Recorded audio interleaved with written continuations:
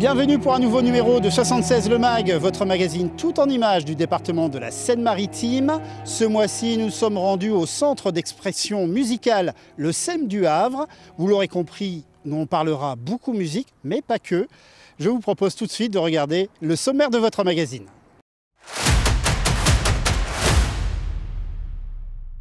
Au sommaire ce mois-ci, solidarité pour la 6e année consécutive, l'opération Sac à dos a eu lieu, faire un geste fort pour les personnes sans abri de la Seine-Maritime.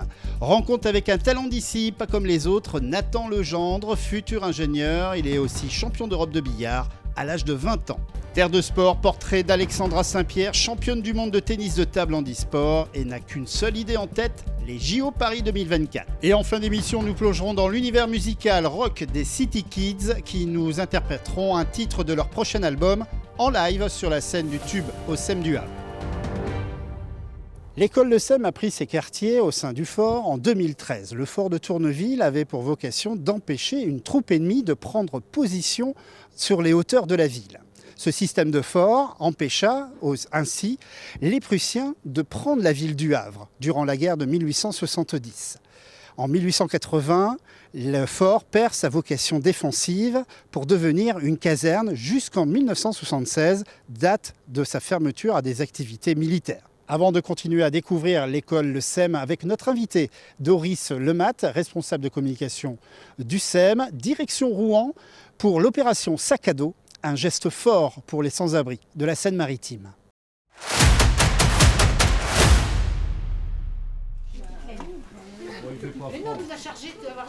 Un geste fort pour les sans-abri et un sac pour survivre à l'hiver. C'est tout le réseau AEDMR 76 qui s'est mobilisé pour la 6e année consécutive pour le projet Sac à dos au sein du département de la Seine-Maritime. Au total, plus de 250 sacs ont été confectionnés grâce à la générosité des particuliers et ils seront distribués par les bénévoles des SAMU sociaux.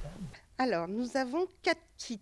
Le kit chaleur qui comporte un manteau, pantalon, pull, chaussettes, gants, bonnet, écharpe, paire de chaussures. Nous avons également le kit hygiène, très important, où là, vous avez tous les produits de toilette. On rajoute aussi certains petits produits style papier, toilette, pansements. Vous avez le kit également culture, on met un livre, on met un bloc, on met un stylo. Et le kit festif où on met des bonbons, du pâté, des sardines, des choses faciles à manger. C'est ce qu'on peut avoir besoin quand on vit dans la rue, de façon à adoucir un petit peu la journée ou la soirée. C'est vrai que l'on se rend compte un peu plus de l'utilité lorsque l'on va dans une maraude, accompagner toutes ces choses. Ça fait chaud au cœur pour nous, mais aussi pour eux.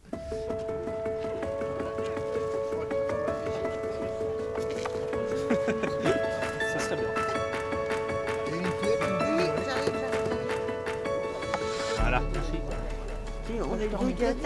T'as un petit peu de tout dedans. Ouais, là, c'est un papier. Merci. Voilà. Alors, t'as plein de choses dedans. Hein. Plein de choses dedans. Oui, ouais. même les serviettes hygiéniques. Ouais, mais c'est pas grave, ça sert quand Tiens, même. ma cocotte. Ça sert, tu sais. Ça va aller pour repartir avec? Oui. Bon,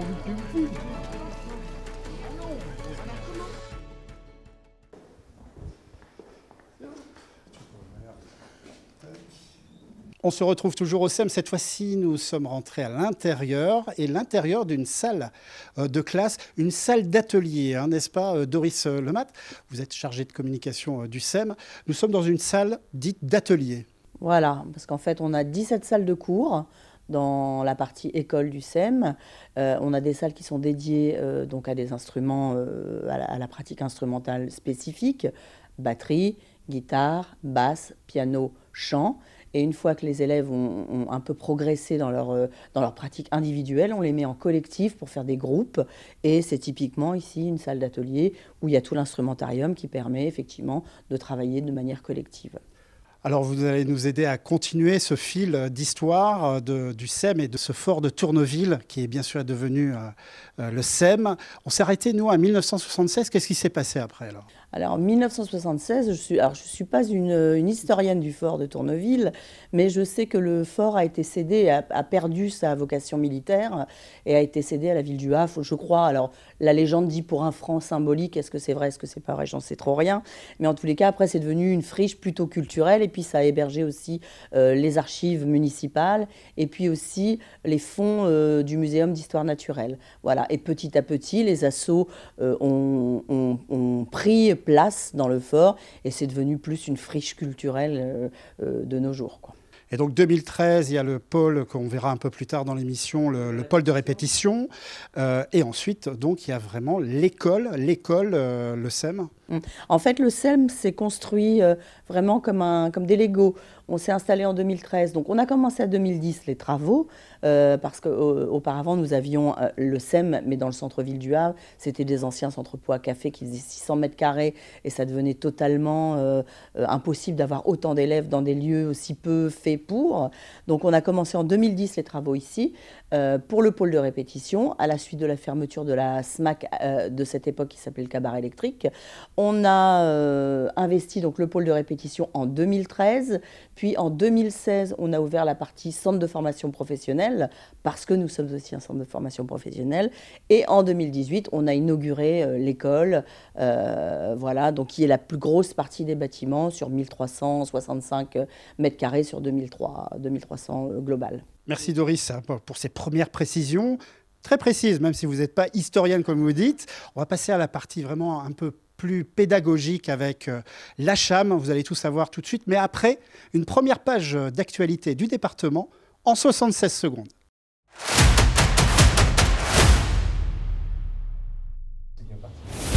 Bertrand Bélanger, président du département de la Seine-Maritime, Alain Basile, président du syndicat mixte de promotion de l'activité Transmanche et Jean-Claude Charlot, directeur de la DFDS Seaways, étaient aux côtés des salariés de la ligne Transmanche Dieppe-Newhaven pour une visite de navire Côte d'Albâtre dans le cadre du renouvellement de contrats de délégation de service public acté en novembre dernier.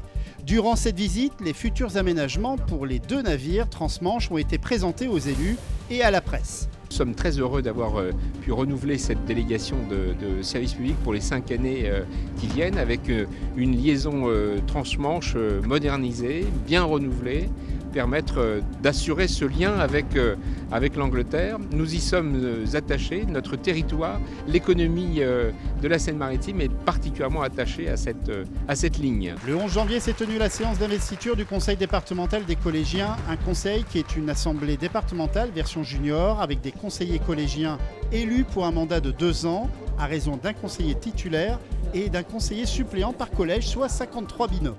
L'objectif du conseil départemental des collégiens 2022-2024 sera de monter des projets novateurs en lien avec les compétences du département, avec, en fil rouge de la mandature, les Jeux Olympiques de Paris 2024. Bertrand Bélanger, président du département de la Seine-Maritime, Chantal Cotreau, vice-présidente du département en charge des collèges et de la réussite éducative, et Cécile Sinopatrie, vice-présidente du département en charge de la transition écologique, de la ruralité, de l'agriculture et de l'alimentation, se sont rendus au collège Émile Chartier de Darnétal pour assister à une présentation des travaux de rénovation énergétique menés dans l'établissement. Depuis novembre dernier, le département a engagé d'importants travaux de rénovation énergétique au sein du collège concernant les toitures de l'ensemble des bâtiments composant l'établissement. Les moyens qui ont été mis en place, ça a été d'enlever l'ancien complexe et de repartir sur une solution composée d'un pare-vapeur que nous pouvons voir ici. Ensuite d'un isolant PU de 160 pour avoir une bonne résistance thermique. Ensuite d'une première couche d'étanchéité, suivie d'une deuxième couche d'étanchéité et d'une protection par les gravillons. Doris, on va parler maintenant plus pédagogie, on va dire plus musicale. D'abord, ici, c'est d'abord la musique actuelle. Hein. C'est bien ça. C'est les musiques actuelles, parce que c'est beaucoup plus large qu'une simple musique. En fait, on appelle musiques actuelles toutes les musiques qui sont amplifiées. Alors ça va du rock au blues, en passant par le jazz, l'électro, le rap. Enfin, c'est toutes les musiques actuelles et donc les musiques amplifiées.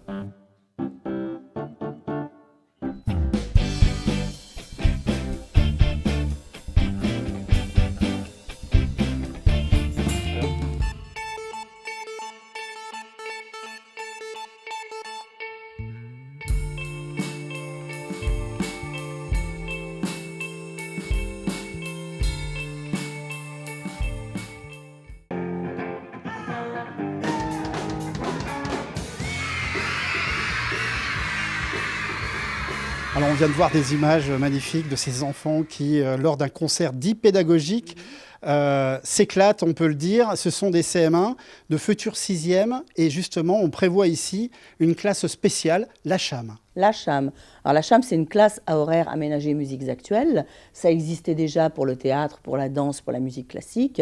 Et le SEM, en 2010 ou 2011, si je ne me trompe pas, a initié cette CHAM, donc en partenariat avec la ville du Havre, mais surtout aussi avec le collège Irène Joliot-Curie. C'est un vrai partenariat à trois pour effectivement intégrer l'enseignement de ces musiques qui sont primordiales dans la vie pour tout un chacun, puisque c'est vraiment les musiques qu'on écoute partout, tout le temps, et pour permettre donc à des enfants qui deviendront des adolescents d'intégrer dans le cadre de leur cursus scolaire de la musique. Alors c'est des horaires aménagés, tous peuvent candidater ? Alors, tous peuvent candidater, on n'est surtout pas obligé de savoir faire de la musique avant. Ce qui compte vraiment, c'est la motivation, c'est avoir envie d'eux, parce qu'on ne peut pas faire ce genre de musique si on n'est pas ultra motivé, si on n'a pas envie vraiment de vivre cette expérience. C'est quand même 6 heures hebdomadaires de musique, donc c'est pas rien. Et donc voilà, il faut réfléchir, mais il faut y aller, parce que c'est vraiment, c'est l'éclate sur scène, mais c'est l'éclate quand on apprend aussi, hein. C'est le but du SEM. Le but du SEM, c'est d'apprendre en s'amusant. Alors, vous êtes responsable de communication. On va dire quasiment logiquement, quand on veut travailler au SEM, il faut quand même avoir la fibre musicale. Vous avez une fibre un peu spéciale. Quand j'avais 16 ans, oui, j'étais vraiment clairement punk. Et puis après, j'ai étoffé mon répertoire. Donc on dit qu'on est plus... Il y en a qui nous avaient classés comme heavy soul, c'est-à-dire c'est de la noise. On aime tout ce qui est bruitiste, on aime tout ce qui est assez bruyant, tout ce qui est très énergique, tout ce qui est très en colère. Voilà, la musique, c'est aussi un défouloir, et c'est comme ça que je l'ai pris. Je suis pas du tout académique dans ma pratique musicale, mais par contre, comme je commence à faire les choses depuis plusieurs dizaines d'années, je commence à savoir pas trop mal les faire, quoi. Et avoir quand même un peu de talent. Non, c'était pour établir une petite transition sur le sujet qui suit, justement. Un talent d'ici, un champion d'Europe de billard. Vous allez voir, c'est quand même assez surprenant. Il est bien sûr sénomarin. Et avant tout, bien sûr, juste avant de voir ce reportage, vous nous permettez d'avoir un petit extrait de votre clip.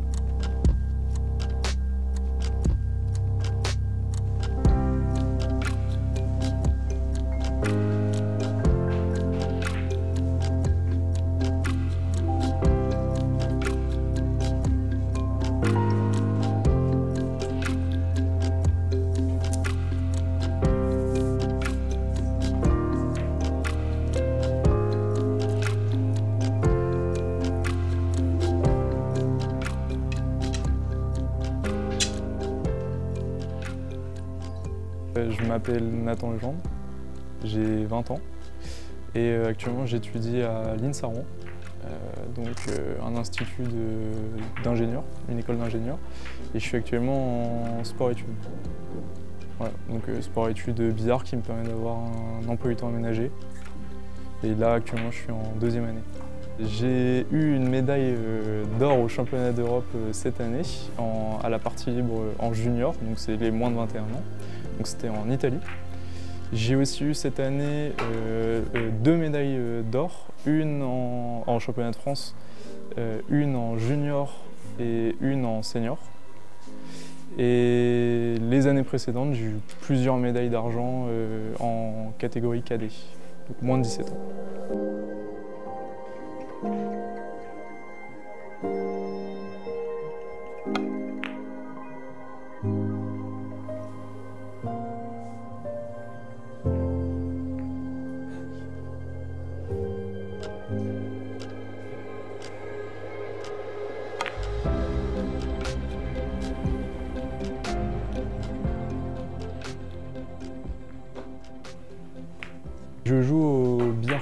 français depuis maintenant 9 ans. J'ai commencé au club de Rouen et j'y suis encore.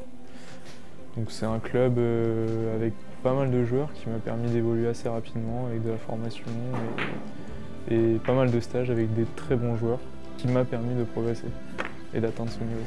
Je suis responsable de la formation, donc je gère tout le côté organisation de stage, école de billard et aussi je donne des cours au sein du club. Donc je forme des joueurs débutants pour leur permettre d'atteindre un meilleur niveau.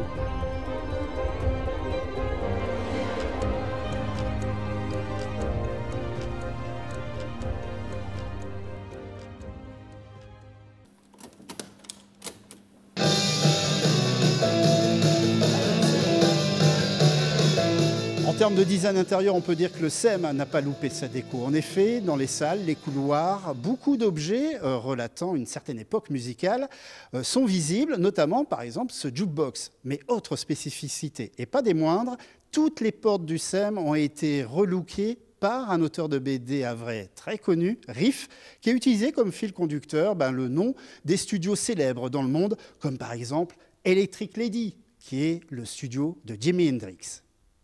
Nous sommes ici au pôle de répétition du SEM, qui possède 6 studios de répétition équipés, accessibles à tous les musiciens de la région. On peut le réserver pour 1 heure ou plus. Autre discipline, autre ambiance, je vous propose d'aller à la rencontre d'une championne cénomarine, Alexandra Saint-Pierre, championne du monde en titre de tennis de table handisport.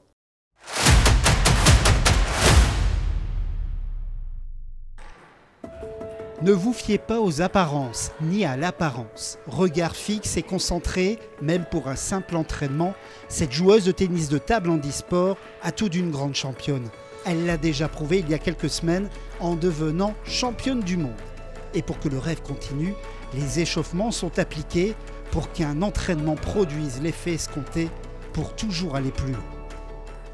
Ça permet d'éviter les blessures et d'arriver déjà à la table avec un rythme cardiaque un petit peu élevé et d'éviter de se blesser quand on va jouer. Les valides, ils vont plus courir, échauffer toutes les articulations. Alors moi, les jambes, on les échauffe pas, mais on va échauffer tout ce qui est les membres inférieurs, les épaules, les coudes, les poignets. Ça va être aussi des mouvements de tronc, des choses comme ça. À un moment donné, pour m'aider dans ma reconstruction, mon médecin me disait que ce serait bien que tu reprennes une activité sportive. Et le tennis de table, c'est un sport que je connaissais déjà et que j'avais apprécié dans mon enfance. Et je me suis dit, pourquoi pas retourner au tennis de table. Et j'ai franchi la porte d'un club. C'est un sport où il y a plein de diversité, il faut toujours s'adapter, c'est pas monotone, il y a plein d'effets différents, des matériaux différents. Et puis c'est aussi un jeu de stratégie parce qu'il faut aller trouver le point faible de son adversaire et continuer d'aller là où il a ses faiblesses. Le revers, je travaille beaucoup et quand on est en fauteuil au tennis de table, on est face à la table et on joue les 3/4 des balles en revers. Donc c'est vrai que c'est plus naturel de jouer en revers que de jouer en coup droit. Quand tu es là, tu n'es pas obligé de toujours la accélérer, de la ralentir.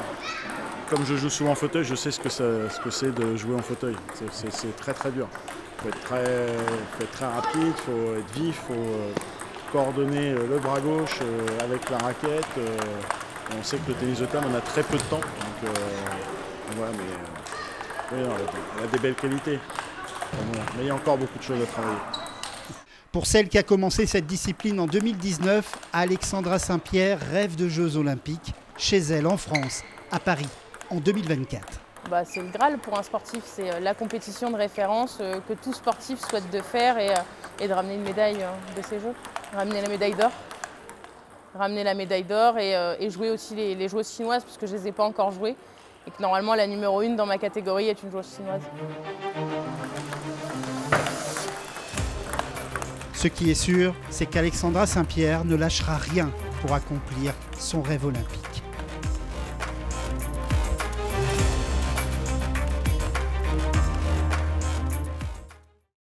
Notre magazine touche bientôt à sa fin. Nous sommes déplacés au bout du pôle de répétition. Nous sommes ici au bar qu'on pourrait baptiser d'ailleurs le bar Le Tube, car en effet, derrière les caméramans, il y a tout juste, là, quelques mètres, la salle de concert Le Tube où nous allons retrouver le groupe de rock havrais, les City Kids. Mais vous verrez, ils ont une spécificité. Ils sont ou ont été des enseignants ici au SEM. Mais avant, on tourne une dernière page d'actualité du département en 76 secondes.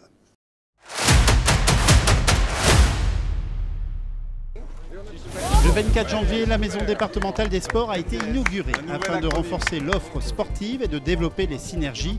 La maison des sports permet d'accueillir les comités départementaux dans des locaux adaptés et mutualisés et situés à proximité du service des sports de la collectivité.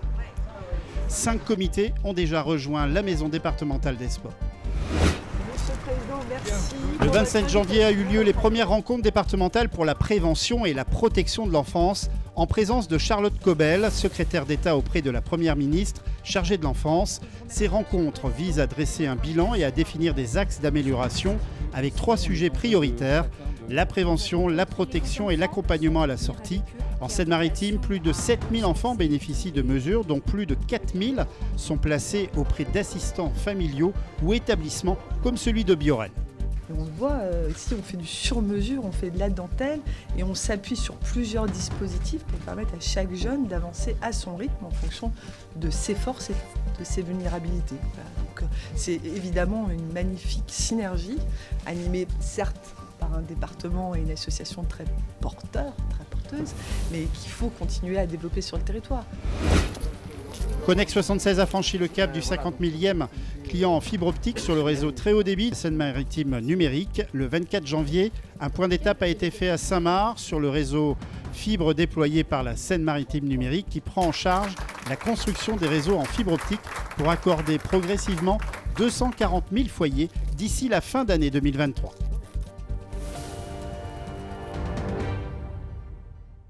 Comme promis, on se retrouve dans la salle de concert Le Tube. Alors, pas pour faire du surf, quoique, on va peut-être surfer sur un bon rock havrais avec le groupe City Kids et Pascal Lamy. Vous êtes non pas le leader, bien sûr des membres du groupe City Kids. Avant de parler du groupe, d'abord, la salle, elle est spécifique. Nous sommes dans une ancienne... Soute à munitions. Soute à munitions. C'est très simple, cette salle s'appelle Le Tube. On est dans un fort, de façon globale, on est dans un fort. Et là, particulièrement, cette salle-là était dédiée au stockage des munitions. Donc, quand le projet du SEM a été conçu, c'était évident que pour faire une salle de concert où il peut y avoir des décibels et des murs, il y a des murs de 2,50 m, c'était presque idéal. On a rajouté quand même un peu d'acoustique. Il y a un gros traitement acoustique qui a été fait, qui rend ce lieu tout à fait appréciable des musiciens. Et c'est un lieu de formation. On l'appelle la scène pédagogique, notre petit tube, parce qu'on y forme des techniciens et des musiciens. Voilà. Oui, parce que c'est une spécificité aussi du groupe City Kids. Ce sont, ou aussi, ça a été des anciens profs d'ici. Hein. Tout à fait. Des profs d'ici et d'ailleurs, puisque notre bassiste a lui-même une école qui s'appelle Tambour Battant, à côté de Godeville-la-Mallet. C'est dans le 76 aussi, hein, donc je n'ai pas peur de le citer. Donc 2 écoles dans lesquelles tout le monde a travaillé. En fait, nous, notre génération, on a tous appris en autodidacte, tout seul avec nos disques, on s'est débrouillé. Et à un moment, c'était vachement tentant de transmettre ce qu'on savait à d'autres. On n'est pas les seuls, mais nous, on a été tous effectivement professeurs pour transmettre ce rock et cette culture. C'est drôle, vous parlez de génération. City Kids, c'est pas d'hier. C'est pas d'hier, c'est précisément de 1980, pour être très clair. Et en fait, la formation actuelle, elle n'a pas bougé depuis 1985. Bon, voilà. Donc en fait, on a commencé à jouer au début des années 80. Donc au niveau de la culture musicale, on sait à peu près où on est. Entre le hard rock, le punk rock, tout ça émergent, les concerts des Anglais qui viennent chez nous et des Américains, on a été complètement imprégnés par tout ça. Et c'est aussi ça qu'on a pu transmettre, pas seulement dans notre musique, mais aussi en tant que prof dans nos écoles. C'est de coutume ici dans 76 Le Mag. On termine par un morceau en live. On le précise, hein, ce sont des enregistrements en live avec l'équipe technique du SEM. Ici, en tout cas, quand on enregistre ici. Le nom de la chanson, Jasmine, c'est toute une histoire. Hein. Jasmine, ça parle d'une femme à qui il arrive bien des déboires.